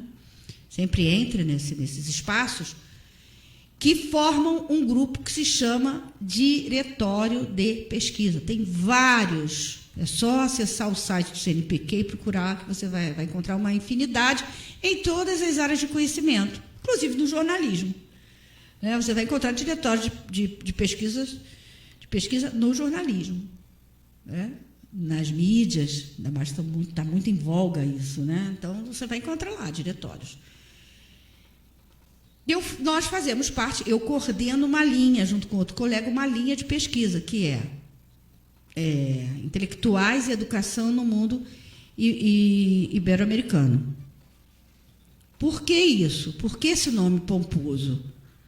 O nome pomposo é porque eu gosto e estudo com afinco que pesquisa história dos intelectuais, né? Principalmente aqueles ligados à educação. Mas não só. Tem múltiplos interesses, né? Porque o diretório tem que ter um líder, e não sou eu. A líder do diretório é uma professora que é da UERJ, agora ela está em Portugal, professora visitante em Coimbra, e que ela é a professora titular, e o diretório se chama Intelectuais e Poder no Mundo Ibero-Americano. Por que ibero-americano? Porque tem pesquisador, professor ou participante, né? Que é do Brasil, que é da Argentina, que é do Uruguai, que é dos países latino-americanos, é Caribe, tem do México, por exemplo, a Regina Crespo, que por acaso é uma brasileira que foi para o México. E tem no México. E tem dos países ibéricos com a agregação, não é bem agregação, mas com a junção da França, que entrou há pouco tempo. Mas quem começa esse diretório, que tem 20 anos, por sinal, quase 20 anos, 2004, tem 16 anos o diretório, são as 3 universidades, UERJ, Coimbra e Cádiz. UERJ no Brasil, Coimbra em Portugal e Cádiz na Espanha. Tem o nome da cidade, de Cádiz. Fica na Andaluzia. Tem uma forte cultura muçulmana. Uma forte cultura muçulmana. Então, é por isso que chama, o nome é esse, né? Agora, dentro da linha que eu pesquiso, por exemplo, a Ruana. Posso falar, Ruana? Posso. Ruana. A Ruana falou que pode. Pode. Ruana falou que pode. Ruana está escrevendo a sua monografia e vai continuar, espero que pesquisando, até que de repente o interesse dela mude, né? Os interesses mudam, isso faz parte. Sobre a Universidade do Distrito Federal, a UDF, de Anísio Teixeira, a tão sonhada e abortada, o sonho sonhado e que foi fechada. O Anderson, você tem que vir aqui falar. Pode? Não, pode. Você tem que vir aqui falar, porque eu não sei falar aquele nome que eu falo, mas é belíssimo. O Manelzinho está apaixonado, todos ficam apaixonados pelo tema dos dois. O Anderson esteve aqui no programa Censura Livre, da outra vez, deu um recado importante, não é isso? Deu um recado sobre isso. O Anderson, muito boa tarde aí, obrigado pela sua presença. Sobre o que você pesquisa? Explique tudo aí, por favor. A minha pesquisa é sobre a Harlem Renaissance, que é um movimento artístico, cultural que aconteceu nos Estados Unidos em 1920, e ele tinha como idealizadores, né, de conteúdos artísticos pessoas negras. Então ele era um movimento que buscava subverter alguns estereótipos, a maioria dos estereótipos racistas, né, que vieram do processo de escravidão nos Estados Unidos, e esse movimento buscava justamente criar representatividade negra no campo artístico. Então é sobre isso que eu estou pesquisando agora, final da graduação. Ah, legal. Não é Parabéns. Aham. Obrigado. Mas eu não sou orientadora dele, não, ouviu? Ah, é? Porque eu também não prendo ninguém para ser me orientando, não. Mas a gente está lá discutindo. Começou Sim, lá sim. no nosso grupo.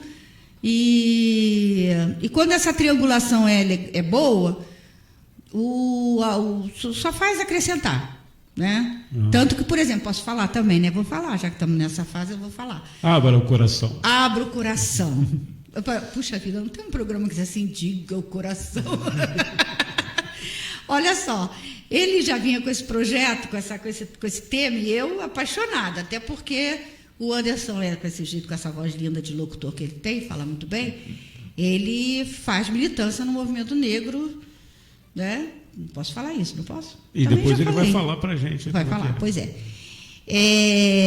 E tem posições assim que eu acho muito boas. Então, nós viemos construindo, na verdade, essa temática no grupo de pesquisa. E eu dei para ele 2 livros, né? Vários livros, eu vou dando. Aí dei para ele 2 livros, um que era porque eu achava que, pela temática, que ia servir bastante para ele, serviu, né? O do Éder Sade, quando novos personagens entraram em cena.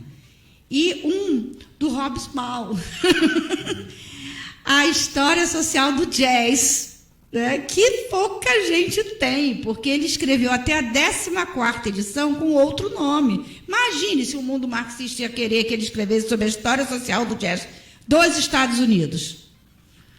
Mas é do Hobsbawm, Eric Hobsbawm. E eu dei para ele. E eu sou apaixonada por jazz. Sou apaixonada por tudo, mas por qualquer questão cultural. Sou apaixonadíssima. Me conheço, e vou, e quero saber. Mas jazz me encanta. E tem uma cantora que fez parte do movimento, chamada Bessie Smith. Morreu muito cedo, né? Como a maioria dos cantores de jazz daquela época. E eu dizia assim, e jazz, dei para ele. A história social do jazz. Aí fala. O que você só vai fazer no doutorado, ou no mestrado, ou no doutorado. Porque ele vai trabalhar, aí ficou um negócio desse tamanho, né? Trabalhar com todas as manifestações culturais. Falei, vai ter que Reduzir. vai ter que focar nesse momento da vida dele. Tem que focar. Pode voltar mais à frente. Mas... Não, ele vai voltar, com certeza. Se ele não fizer isso, eu venho de onde estiver para dar nele. Não vou dar, não, gente. Eu não bato em ninguém, não. Eu sou uma Com a pessoa... bengalinha, né? Com a bengalinha. Não sei qual bengalinha. Eu peço emprestada a sua. Aí, mas eu influencio assim, sabe? Não influenciei muito, não. Aí conta o que você chegou, concordou, chegou e vai falar neste momento sobre qual das faces culturais você vai falar sobre o que dentro do movimento. Eu escolhi ter uma abordagem da... Fala mais perto, por favor. Eu escolhi ter uma abordagem da literatura, não entrei no campo do jazz, como a Dir tanto queria, mas isso nada impede de retomar essa temática depois. Poesia. Poesia, né? O Langston Hughes é o escritor que eu vou me focar no trabalho monográfico, que ele foi um dos principais poetas desse movimento, e eu decidi me debruçar sobre a obra dele no trabalho monográfico, né? Nesse trabalho de monografia.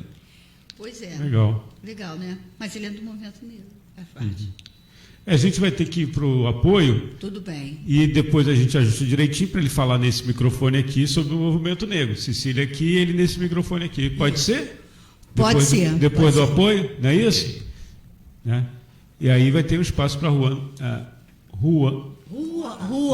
falar nesse microfone aqui da esquerda, da direita. É isso? Nós estamos aqui no programa Revista da Tarde. Daqui a pouco a gente vai ter direto da capital federal. Não é o Temer, não. Pode ficar tranquila, professora Di. É o jornalista Ademar Lourenço no quadro Conexão Brasília.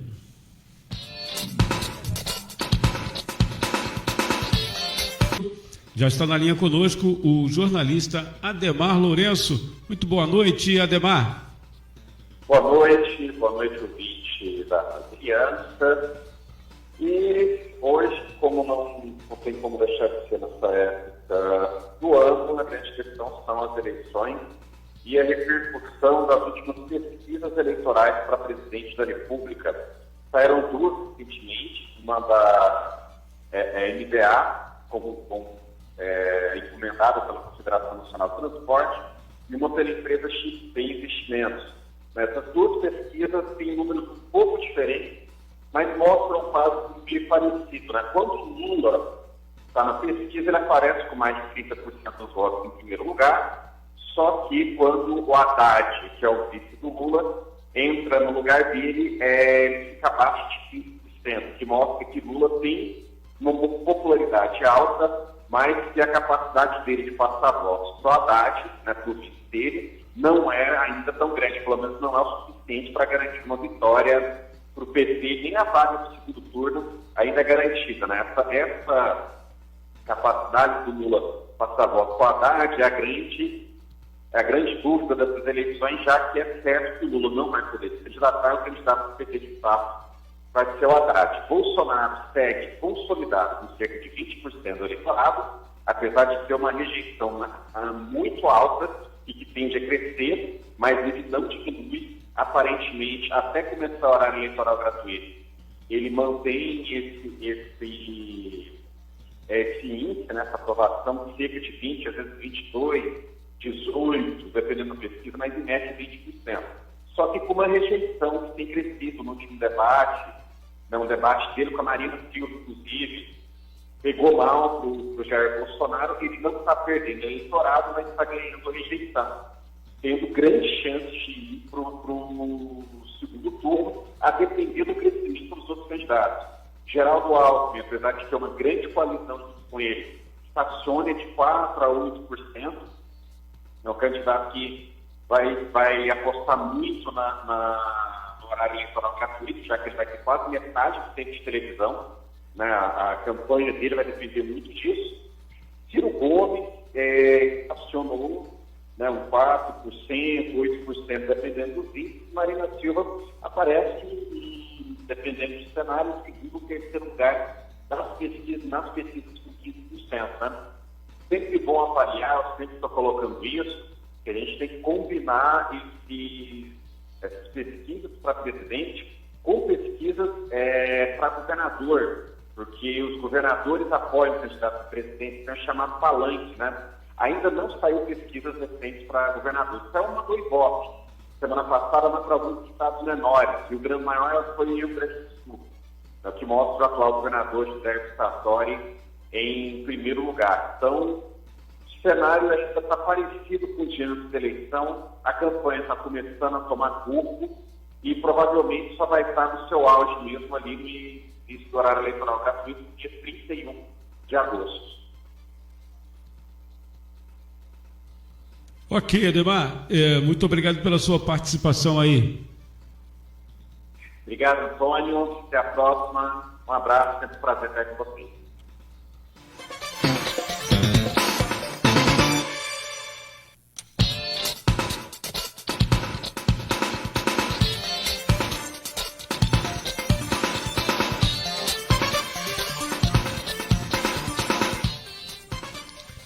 Antes de passar aqui a palavra para o Anderson, eu vou pedir aqui para... Deixa eu pegar aqui as informações. Vamos ter no final daqui nossos dois quadros, o Crônica Musical e antes o Tire Sua Dúvida com o Wendel Setúbal, no programa de hoje. Então, antes de passar para o Anderson, eu pedi aqui a Ruana para dar um alôzinho aqui. Por gentileza, Ruana. Boa noite já, Boa noite. Boa noite. Bom, então vamos passar a bola aqui para o Anderson, que ele vai falar, como nós dissemos no último bloco, falar sobre a participação dele no movimento negro. E aqui em São Gonçalo? Não. Não? Na verdade, não é como assim, se tivesse uma carteirinha oficial de participar do movimento negro, A militância, na verdade, se dá só com a nossa existência. Certo, na certo. verdade, porque em ocupar espaços que historicamente dizem que não foram feitos para nós, entendeu? E pesquisar, e enfim, estar em áreas resistindo mesmo em meio a tantos ataques que vem acontecendo, né? A tantos retrocessos. Então, eu acho que hoje, nesse período que a gente está vivendo no Brasil, você ser negro já é você estar resistindo, entendeu? Precisa de uma carteirinha de movimento militante, de movimento negro. Eu acho que ser negro já é um ato de resistência no Brasil nesse momento atual, né? Na verdade, ao longo de toda a história do país, na verdade. E como é que você vê essa questão aí, até hoje, né, depois de... você tem mais de 3 meses, pouco mais de 3 meses, do assassinato brutal, né, da Marielle, e até hoje, né, os órgãos oficiais, tem muita coisa, muita especulação, não apresentarem nada, só tem boatos, alguém falou, o ministro dá uma opinião, diz alguma coisa. Como é que você avalia essa situação? Porque eu acho que é bastante evidente que há agentes, né, do Estado, das instituições envolvidas nessa questão, e por isso não há um interesse, então, em mostrar uma resposta rápida à sociedade, né?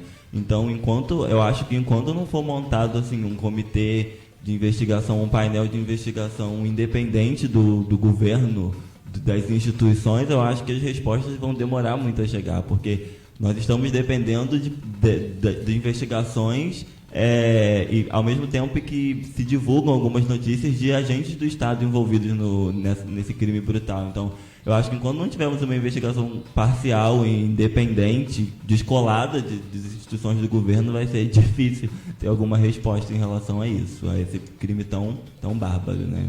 Cecília, tem alguma pergunta? Quer fazer alguma observação para o Anderson? Eu fiquei bastante curiosa com esse foco da pesquisa dele, né? Se poderia falar um pouco mais. Sim.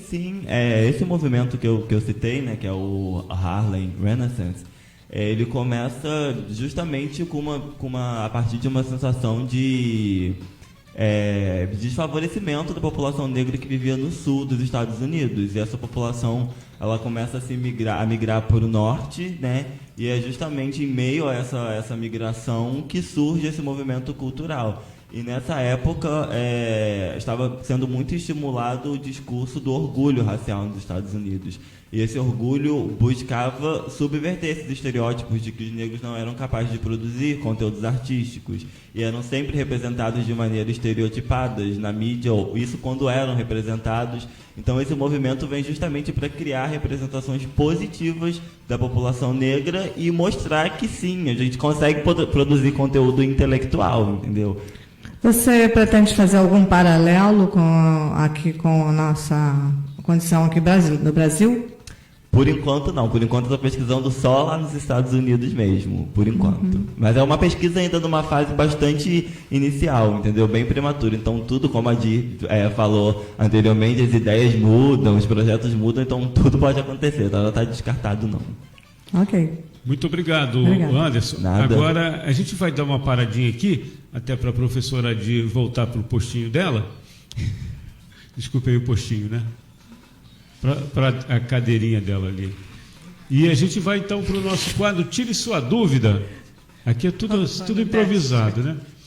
O Tire Sua Dúvida com o nosso amigo o Anderson Tubo, que vai destacar hoje língua portuguesa ou brasileira. Eu ainda estou mexendo com você.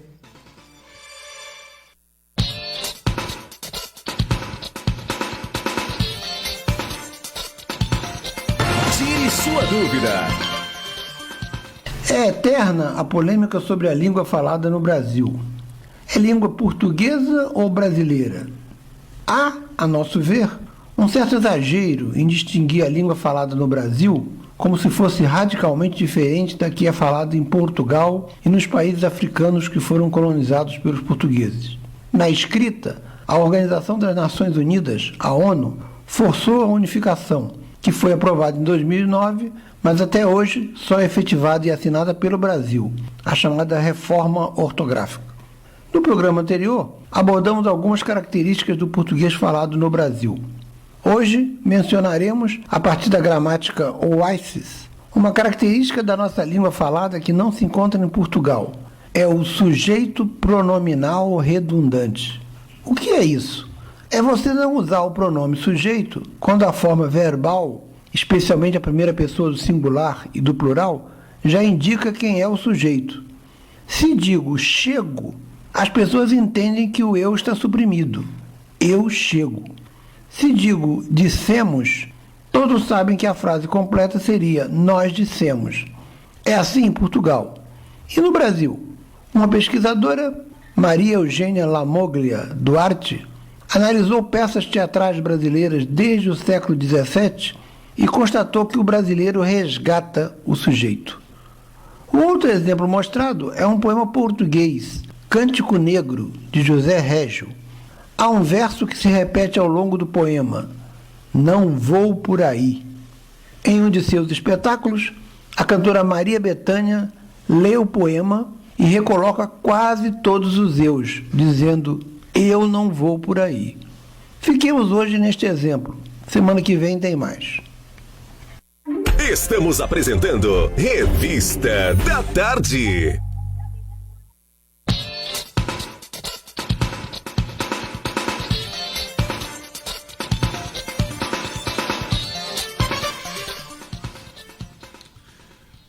Estamos aí indo para a nossa reta final do programa Revista da Tarde, aqui da sua Rádio Difusora Aliança 98,7. Quando eu falei aí da campanha, né, esqueci de mencionar a nossa necessidade, a necessidade da emissora em arrecadar R$ 1.197,67.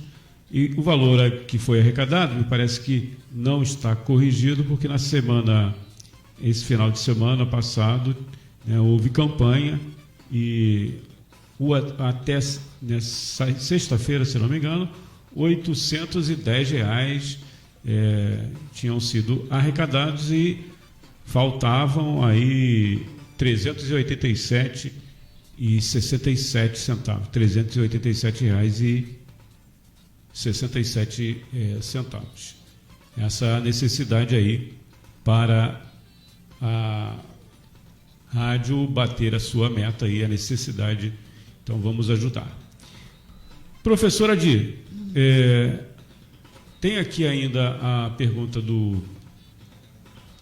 Posso ler aqui a pergunta Pode, claro. do nosso internauta? Uhum. Eu peguei antes do início do programa.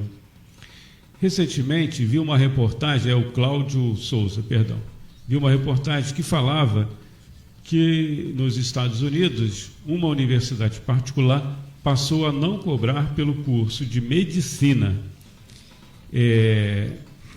A iniciativa visa, segundo a reportagem, a qualificação de pessoas para o setor, já que a procura desse curso havia caído por causa dos custos elevados para se formar nessa profissão. A professora pode comentar?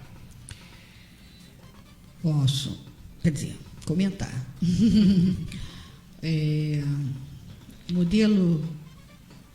Modelo educacional, mas o modelo universitário americano é bem diferente do nosso, ainda que esse seja o modelo, o projeto esteja baseado no projeto, né, que vem se escateando as universidades públicas e que é defendido por pessoas, inclusive de dentro da própria universidade, é bom dizer, né? Parece sempre que o inimigo está fora, não. Né, aquele que comunga dessa ideia está dentro da universidade. Nós temos, inclusive, dentro da UERJ, grupos que defendem a ideia do professor Barroso, que é muito bem articulado, né, sobre o pagamento dos cursos superiores. Mas o modelo americano ele é bem diferente, né? Então, como eu foi muito en passant, muito rápido, eu falei no início do programa que as universidades, quando a gente falou do projeto, que as melhores universidades americanas são universidades pagas. Né? Você tem bolsas, sim, mas geralmente são de atletas né, que já vem com renome, já vem eles têm um estímulo muito grande.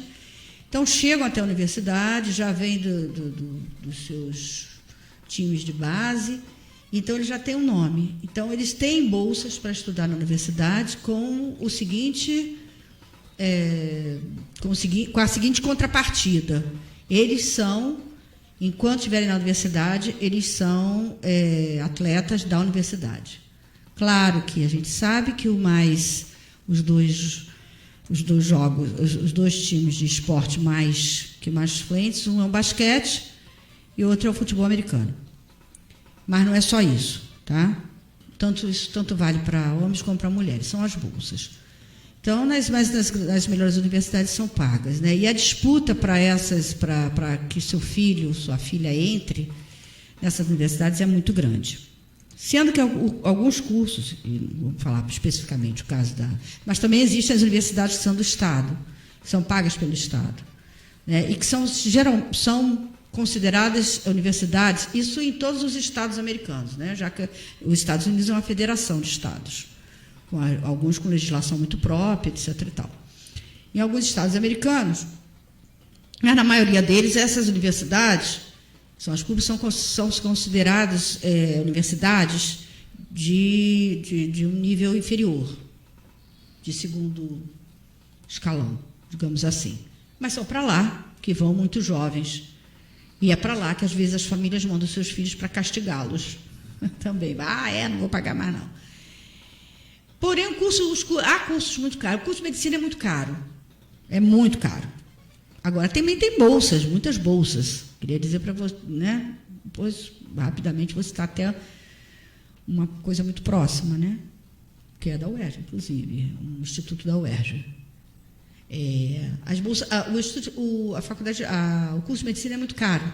A exigência é muito cara. Não é só lá. No Canadá oferece mais bolsas, mas não, né? Mas é muito caro. Então, o que acontece? Mesmo para as famílias, digamos assim, médio abastadas, ou muito abastadas, ou médio abastadas, não conseguem manter seu filho naquela universidade pagando tudo que tem que pagar, além de pagar a universidade. Porque paga uma série de coisas, né? Sei lá, vai fazer oftalmologia. O aluno tem que começa determinado período, determinado momento, ele tem que ter seu material próprio, é muito caro. Então, nessa universidade que ele cita, começou a haver um abandono do curso, né? Começou a haver um abandono. Para que isso não ocorresse, o Estado, que agora não me ocorre em que estado essa universidade está, o Estado bancou que o curso fosse gratuito. O Estado entra, né? Bancando que o curso fosse gratuito. E é claro que os alunos ficaram muito, muito contentes, muito felizes. Agora, tem um aspecto nas universidades americanas, não é só nas americanas, não, nas europeias também, que e a única, não vou dizer a única, porque eu não conheço todas as universidades do Brasil, tá? Mas das que eu conheço, a universidade que chega mais perto em termos de exigência, mas também daquilo que te dá, daquilo que a base que dá, a base que eu digo não é a base teórica, não, de sustentação material do seu aluno, é muito grande, é a Universidade de São Paulo. Tá? Eu vivenciei isso, tá? Vivenciei o que é você chegar e ter todas as condições para você estudar, pesquisar, tudo isso. Agora, a cobrança é muito alta disso. Então, essa a situação que temos nessa universidade, no curso de medicina, como ele mesmo citou. Na verdade, assim, se eu disser aqui que eu desejo que todas as universidades americanas sejam públicas, eu acho que eu estaria cometendo um deslize e um equívoco. Por quê? Porque eu não sou americana, não nasci nos Estados Unidos, né? Tenho uma posição muito clara sobre como é que é o ensino e por que também não dá certo lá, não pense que dá certo, que é tudo às mil maravilhas, porque não é. Mas eu acho que você só deve falar com propriedade daquilo que você realmente conhece por dentro. Esse modelo foi implantado desde sempre. Você acredita que uma universidade particular aqui, em nome, vamos dizer assim, da medicina, da necessidade de novos profissionais gabaritados, faria a mesma coisa? A universidade particular faria a mesma coisa? Não acredito. Não acredito por conta da questão do gasto e investimento. Não pela qualidade Não. Vamos dizer assim, questão do gasto e do investimento. Qualidade dos nossos. Eu sou cética em relação a isso, sou bastante cética em relação a isso. Eu não acredito que esse tipo de ação ocorra aqui, justamente pela concepção de que é gasto e não investimento. A gente também pode citar, por exemplo, a Suíça. A Suíça, por exemplo, o Canadá, por exemplo, né? Mas a Suíça. Todo mundo fala que era só Suíça. A Suíça não dá um dinheiro do Estado para nenhuma universidade particular, nem nenhuma escola particular, mas não proíbe nenhuma. Mas é lá que estuda os reis, as rainhas, tudo isso. Eu sei porque eu tenho uma amiga que foi para a Suíça. As escolas são públicas, horário integral, maravilhosa, etc. Agora, se você quiser, tem dinheiro, ou você da Casa Real, da realeza, e quer que seu filho ou sua filha estude lá, tá? Ou você é de enfim, você vai lá e vai pagar, né? Então, os modelos são diferenciados, a gente tem que conhecer bem isso. Inclusive, por exemplo, eu acho que um modelo que é pouco conhecido, mas deve ser conhecido, isso não quer dizer que não tenha problemas, é do Canadá. Deve ser bem conhecido. Mas aqui não, aqui eu sou cética em relação a isso. Uma universidade particular que tenha curso de medicina, que os alunos, né? Mas um curso de medicina para valer, né, gente? Pelo amor de Deus, né? Afinal de contas, a gente está curso de medicina, de qualidade, etc. e tal, caro, parará, e começam os alunos a sair por impossibilidade. O Estado vem e ela vai entregar para o Estado? Porque ela entrega, né? A intervenção, o Estado não intervém, não houve uma intervenção. Houve uma entrega para o Estado assumir aquela universidade e assumiu. Aqui eu sou cética em relação a isso, muito cética. Vou ser muito clara, sou muito cética em relação a isso. Cecília, alguma pergunta? Estamos fechando o programa. Não. Tranquilo. Alguma coisa que o Anderson gostaria de falar? Não? E também aqui agradecer também a participação, a presença aqui da Ruana Mota e o Anderson Matos, né?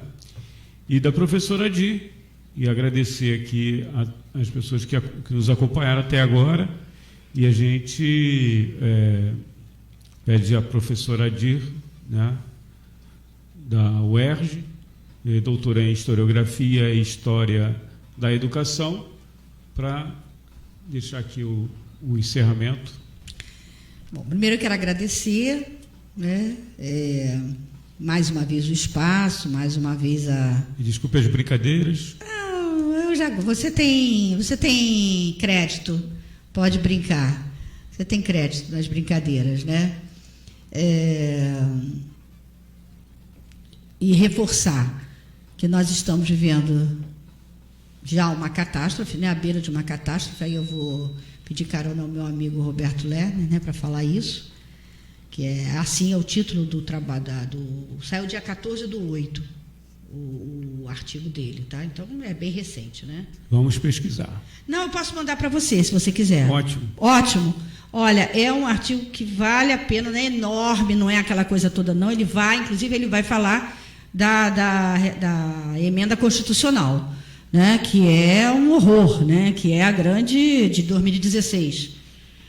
Da emenda constitucional, que muda tudo. A questão do teto, né, que vai mudando tudo, e ele diz, a catástrofe chega às portas, chega nas universidades públicas, e ele diz o seguinte, não adianta a gente ficar procurando paliativo, porque ele é radical. Ele é um amor de pessoa, é um doce, mas ele é contundente, né, ele é muito contundente, é um amigo de muitos anos. E ele diz, é uma catástrofe, nós estamos vendo a ponta do iceberg. E não adianta a gente ficar querendo arranjar uma coisinha, arranjar outra. Então eu mando para você, com certeza. Mas quero me despedir fazendo uma propaganda, em 1 minuto. Pode contar lá, 2 minutos. Olha só, nós temos uma página no Facebook chamada Conversas e Pesquisas, onde tem, inclusive, vídeos aqui do programa. Meus, tá? Ou outros que eu acho interessante. Certo. Vou mandar para vocês aqui para compartilhar também as nossas que nós considerarmos dentro do escopo aqui do programa.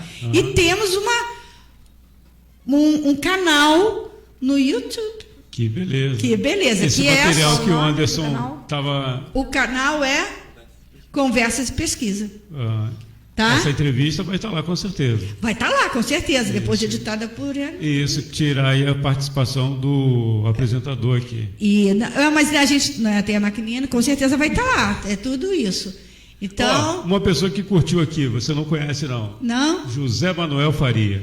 O melhor professor de história que se tem notícia. Fale aí. Ele só curtiu aqui.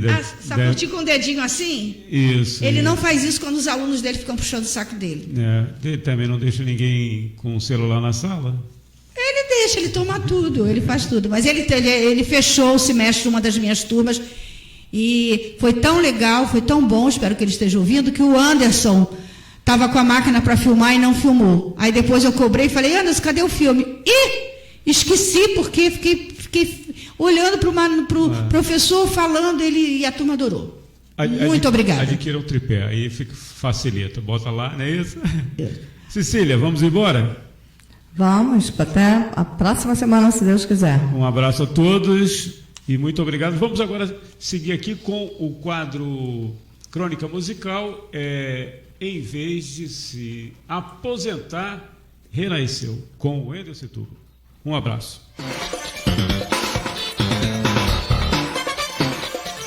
Quem faz 88 anos já está aposentado, certo? Bem, não se for Elza Soares. Lançou um CD, Deus é Mulher, surpreendente, com guitarras elétricas. Elza renasceu artisticamente. Teve 8 filhos, morreram 4, um de fome. Casou obrigada pelo pai quando tinha 11 anos.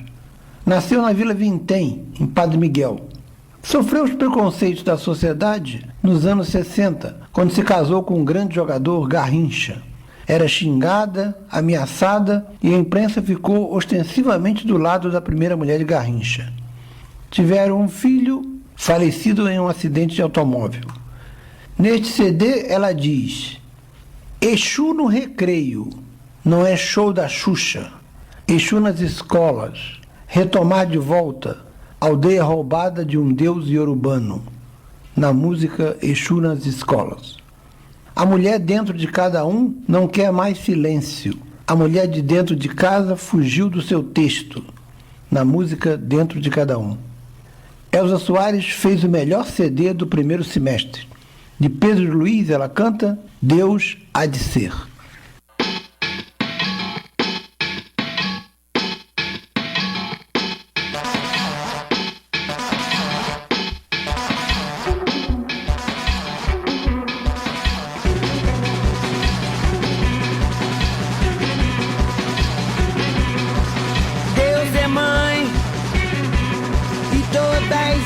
Ciências femininas, a poesia, as rimas, querem seu colo de Madonna. A poesia, as rimas, querem seu colo de Madonna. Pegar carona nesse seu calor divino, transforma qualquer homem em menino. Ser pedra bruta nesse seu colar de braços, amacia a dureza dos fatos. Deus é mãe de todas as ciências femininas. A poesia, as rimas, querem ser colo de Madonna. A poesia, as rimas, querem seu colo de Madonna.